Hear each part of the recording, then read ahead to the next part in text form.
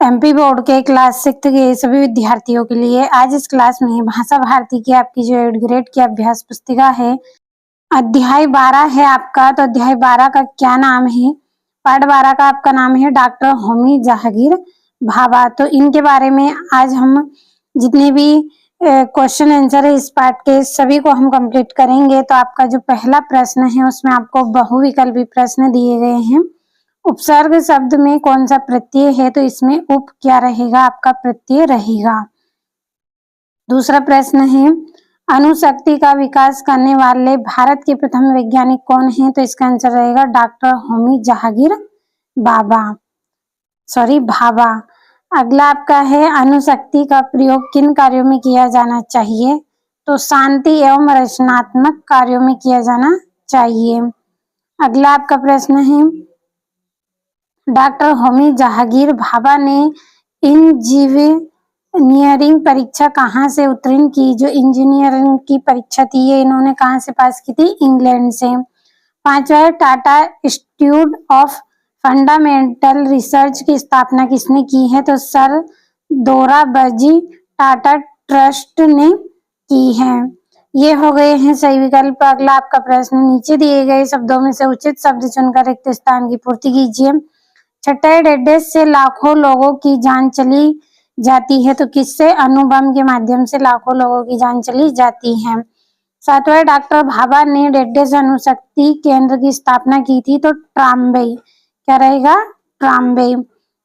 आठवां डॉक्टर भाभा को संगीत के अतिरिक्त डेडेस का भी शौक था, तो इनको चित्रकला का भी शौक था। नौवां भारतीय विज्ञान संस्थान डेडेस शहर में स्थित है, तो बेंगलुरु में। कहाँ पे? बेंगलुरु में स्थित है। अगला आपका रहेगा मुख्य क्रिया के साथ काल का बोध कराने वाली क्रिया डेडेस कहलाती है, तो सहायक क्रिया कहलाती है।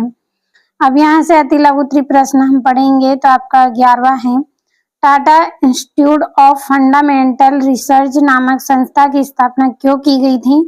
तो भारत में वैज्ञानिक अनुसंधान को बढ़ावा देने के लिए। 12वां है अणु शब्द का अर्थ लिखिए। तो अणु शब्द का अर्थ क्या होता है? परमाणु का सूक्ष्मतम कण, यानी कि सबसे छोटा कण। अगला आपका प्रश्न है सु प्लस गंध बराबर सुगंध। इसी प्रकार से सु उपसर्ग का प्रयोग कर दो नवीन शब्द बनाइए। तो पहला है आपका सुलेख और दूसरा रहेगा सुपुत्र। अगला आपका है ये प्रत्यय लगाकर दो शब्द लिखिए। तो भारतीय और मानवी। भारतीय और मानवी। अगला आपका प्रश्न रहेगा डॉक्टर भाभा को संगीत से विशेष लगाव कैसे हुआ था? तो डॉक्टर भाभा को बचपन से ही संगीत में रुचि थी। वे अच्छे संगीत के प्रेमी थे, इसलिए जो बचपन से ही डॉक्टर भाभा को संगीत में रुचि थी और वे अच्छे संगीत के प्रेमी थे, क्योंकि ये बचपन से ही संगीत सुनते थे, इसलिए इनको संगीत से लगाव हो गया था। अगला भारत में वैज्ञानिक प्रगति का मार्ग किस प्रकार सुगम बनाया गया था? तो वैज्ञानिक संस्थानों की स्थापना और अनुसंधान को बढ़ावा देकर भारत में वैज्ञानिक प्रगति का मार्ग सुगम बनाया। कैसे? जो वैज्ञानिक संस्थाएं थी इनके माध्यम से और अनुसंधान को बढ़ावा देकर भारत में वैज्ञानिक प्रगति का मार्ग सुगम बनाया। अगला आपका रहेगा डॉक्टर भाभा को लंदन की रॉयल सोसाइटी का फेलो क्यों चुना गया था? तो विज्ञान के क्षेत्र में उनके उत्कृष्ट योगदान के कारण उन्हें रॉयल सोसाइटी का फेलो चुना गया था। किसके कारण? ये विज्ञान के क्षेत्र में उत्कृष्ट योगदान थे, यानी कि बहुत ज्यादा योगदान इन्होंने दिया था, एक अच्छे योगदानी रहे हैं, जिसके कारण इन्हें सोसाइटी का रॉयल फेलो चुना गया था। अगला आपका प्रश्न है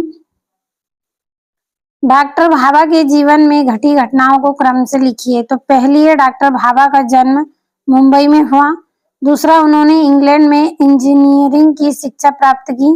तीसरा, भारत लौटकर वैज्ञानिक बने। और चौथा, Tata institute of fundamental research की स्थापना की और ट्राम्बे अणु शक्ति केंद्र की स्थापना की। तो क्या क्या किया था इन्होंने? एक बार फिर से समझ लीजिए कि डॉक्टर भाभा का जन्म कहाँ हुआ? मुंबई में। इन्होंने इंग्लैंड से इंजीनियर की पढ़ाई की और ये भारत लौटकर आए थे, तब ये क्या बने? वैज्ञानिक बने। और Tata institute of fundamental research की स्थापना इन्होंने करी है और ट्राम्बे अणु शक्ति केंद्र की स्थापना भी इन्होंने करी है। आपका 19वां प्रश्न है, डॉक्टर भाभा वैज्ञानिक होने के साथ साथ कला प्रेमी भी थे। पाठ के आधार पर अपने शब्दों में लिखिए। तो डॉक्टर होमी जहांगीर भाभा महान वैज्ञानिक थे। इन्होंने संगीत और चित्रकला से विशेष लगाव था, इसलिए वे एक कला प्रेमी भी थे, क्योंकि इन्हें बचपन से ही ये सब देखते आ रहे थे, तो इसलिए संगीत और चित्रकला में इनको विशेष रुचि रही। अगला आपका प्रश्न है, अणुशक्ति के लाभ एवं हानियां लिखिए। तो पहला है बिजली बनती है, दूसरा है चिकित्सा में उपयोगी है, और हानि क्या होगी कि अणु बम बन सकते हैं और विकिरण से हमें हानि होती है। तो बिजली की मदद, तो बिजली की जो बिजली है वो बनती है, इसके माध्यम से चिकित्सा में भी ये मदद करती है, और इससे जो हानि होगी अणु बम बन सकते हैं इससे, और विकिरण से हमें मनुष्य को हानि पहुंचती है, और पर्यावरण भी हमारा प्रदूषित होता है। तो आज इस क्लास में पार्ट 12 है आपका, हमने अच्छे से कंप्लीट कर लिया है, और 1 से लेकर आपके 11 पार्ट तक की प्लेलिस्ट तैयार की है। यदि नहीं देखी है तो आप इस वीडियो के डिस्क्रिप्शन में आपको लिंक दी जाएगी, तो आप वहां से इसको कंप्लीट कर सकते हैं।